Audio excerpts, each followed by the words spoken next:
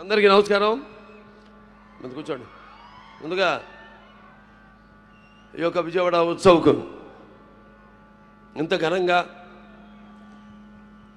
కన్నుల విందుగా ఆహ్లాదకరంగా ఈ యొక్క కార్యక్రమాన్ని ఏర్పాటు చేసిన ఈ విజయవాడ ఉత్సవ్ కమిటీ చైర్మన్ అయిన మొత్తవరపు మురళీకృష్ణ గారికి, అలాగే విజయవాడ పార్లమెంట్ శాసనసభ్యులు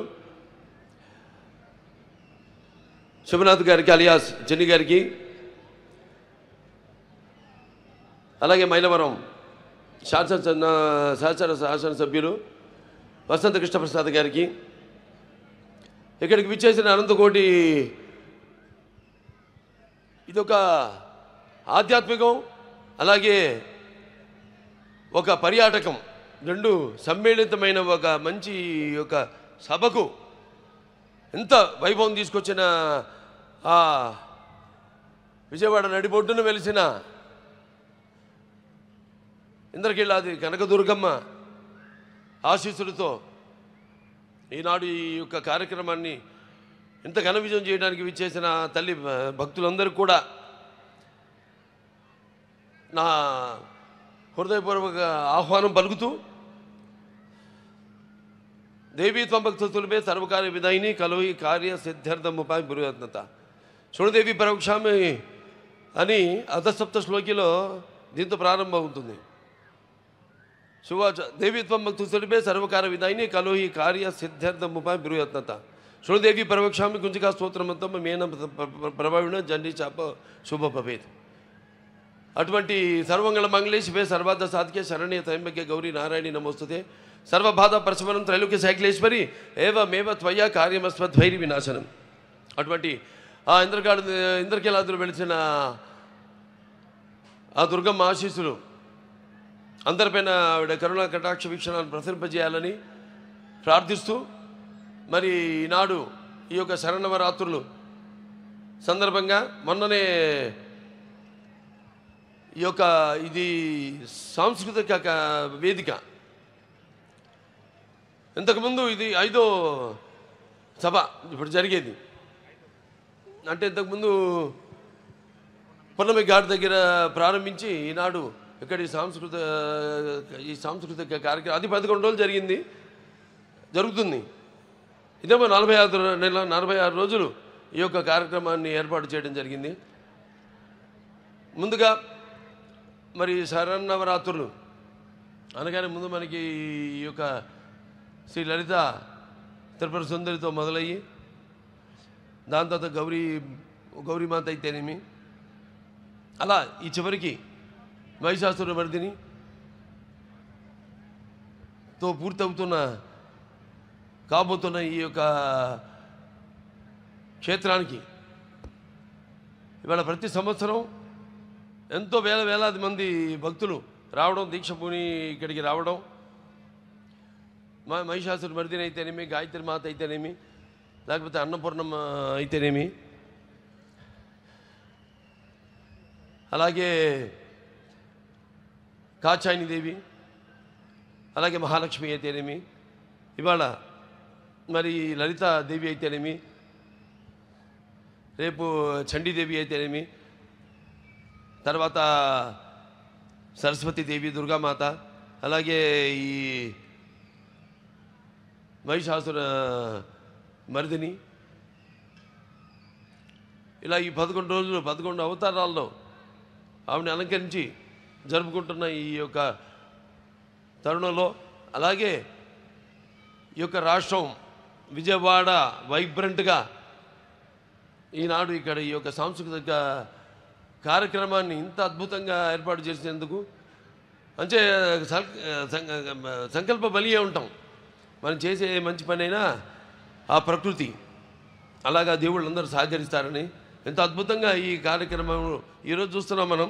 ఎప్పటికప్పుడు ప్రతి వాళ్ళల్లో ఒక భయం, ఎప్పుడు ఎక్కడ వర్షం పడుతుంది, ఎక్కడ ఏ ఆటంకం కలుగుతుంది కార్యక్రమాలకని. అటువంటిది ఆ దేవి కృప వల్ల అంత దిగ్విజయంగా విజయవంతంగా జరుగుతుంది ఈ కార్యక్రమం. అంతే సంకల్ప బలీయం అంటాను.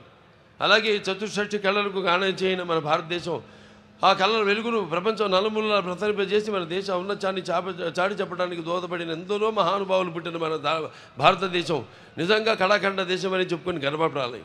నిజమే, మన దేశం గొప్పదే, కళ గొప్పదే, కళకి చావు లేదు. అటువంటి కళలను పునరుద్ధరించడానికి నేటి తరం వాళ్లకు తెలియజేయడానికి ఈనాడు వాళ్ళ కృష్ణా జిల్లాలో ఇక్కడ జరుపుకుంటున్నాం. కానీ మన కృష్ణా జిల్లా మన చుట్టుపక్కల చూస్తే మళ్ళీ కూచిపూడి ఉంది. అలాగే ఈ మన ఈ బొమ్మలు తోలు బొమ్మలాటలకి అయితేనేమి అన్నిటికీ ఎంతో ప్రసిద్ధమైన మన ఈ కృష్ణా జిల్లా.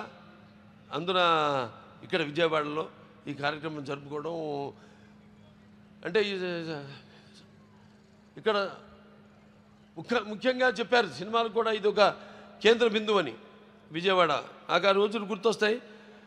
నేను అప్పుడు ముఖ్య కేంద్రంగా ఉంటూ ఇక్కడి నుంచి పంపిణీదారులు అయితేనేమి లేకపోతే సినిమా యాజమాన్యం వారు అయితేనేమి ఎంతో ఈ సినిమా పరిశ్రమలో ఎంతో ముఖ్యమైన పాత్రను పోషించి ఈ యొక్క సినిమా ఒక పరిశ్రమకు అభివృద్ధి కోసం ఎంతో వాడు తోడ్పడ్డారు. అలాగే నేను ఇక్కడ ఎన్నో ఉత్సవాల్లో అంటే దుర్గమ్మ మాత జరిగిన ప్రతి ఈ యొక్క శరన్నవరాత్రుల్లో పాల్గొనడం అయితేనేమి వీటిల్లో. అలాగే మానవ సేవే మాధవ సేవ అంటాం. అలా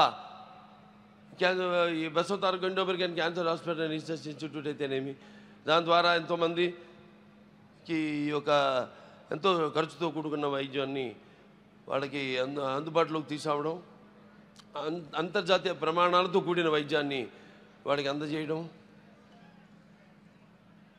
అలాగే మొన్నే ఇక్కడ తుళ్ళూరులో కొత్త ఆసుపత్రికి ఇక్కడ కట్టబోతున్న ఆసుపత్రికి భూమి పూజ చేయడం జరిగింది. త్వరలోనే త్వరగతిలో అమ్మవారి ఆశీస్సులతో ఆసుపత్రిని కూడా పూర్తి చేసి ఆ యొక్క వైద్య సౌకర్యాన్ని మీ అందరూ కూడా అందజేస్తామని ఈ సందర్భంగా తెలియజేసుకుంటూ మరి వాళ్ళ అందరి చూపు మన ఆంధ్రప్రదేశ్ రాష్ట్రంపైనే ఉంది. ఎందుకంటే దానికి బ్రాండు చంద్రబాబు నాయుడు గారు, మన ముఖ్యమంత్రి చంద్రబాబు నాయుడు గారు. ఆయన నాయకత్వంలో తప్పకుండా త్వరగతిని అమ్మవారి ఆశీస్సులతో ఈ యొక్క రాష్ట్రం త్వరగతిన అభివృద్ధి చెంది ఎన్నో ఆటంకాలు ఉన్నాయి, ఎన్నో ఈ యొక్క ఆర్థిక సమస్యలు ఉన్నాయి మనకి. వాటిలన్నింటినీ అధిగమించి రాష్ట్ర అభివృద్ధి కోసం 24 గంటలు పనిచేస్తున్నాడు ఆయన. తప్పకుండా ఈ యొక్క ఆయనకున్న అనుభవంతో అయితేనేమి లేకపోతే ఆయనకున్న పరిజ్ఞానంతో అయితేనేమి ఈ యొక్క రాష్ట్రం త్వరగతిన ముందడుగున మన భారతదేశపు పట్టంలోనే సువర్ణాక్షరాలతో లిఖింపబడిలా త్వరగతిన అభివృద్ధి చెందుతుంది అని సందర్భంగా తెలియజేసుకుంటూ మరొకసారి ఈ యొక్క మంచి కార్యక్రమానికి నన్ను ఆహ్వానించినందుకు కమిటీ చైర్మన్ ముత్తవరపు మురళీకృష్ణ గారికి, అలాగే మా పార్లమెంట్ శాసనసభ్యులు శివనాథ్ గారికి, జిని గారికి, అలాగే ఇక్కడ మైలవరపు శాసనసభ్యులు వసంతకృష్ణ ప్రసాద్ గారికి అందరికీ, అలాగే ముఖ్యంగా ఈ సాంస్కృతిక కార్యక్రమంలో పాల్గొంటున్న నా తోటి కళాకారులందరికీ కూడా నా అభినందనలు తెలియజేసుకుంటూ, నా కృతజ్ఞతలు తెలియజేసుకుంటూ నేను సెలవు తీసుకుంటున్నాను.